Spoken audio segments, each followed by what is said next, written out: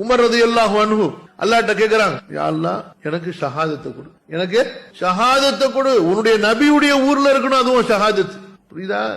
சும்மா எப்ப துவா கேட்டாலும் யா அல்லாஹ் எனக்கு நல்லா சோறு போடு, யா அல்லாஹ் எனக்கு நிறைய காசு கொடு, எனக்கு எப்ப பார்த்தா எனக்கு நிறைய பில்டிங்கா கொடு, பங்களாவா கொடு, யா அல்லாஹ் எனக்கு அதை கொடு, யா அல்லாஹ் எனக்கு இதை கொடு, யா அல்லாஹ் எனக்கு பரக்கத்து கொடு.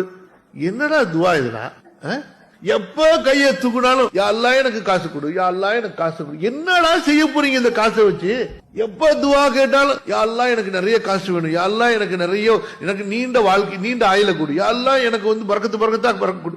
அஸ்தக்ஃபிருல்லாஹ். யா அல்லாஹ் எனக்கு கடன் இல்லாம வச்சு, யா அல்லாஹ் என்னை நிறைவுபடுத்து. அதுக்கப்புறம் கேட்கறதுல தீனுக்காக கேளு, மறுமைக்காக கேளு, ஆகிரத்துக்காக கேளு.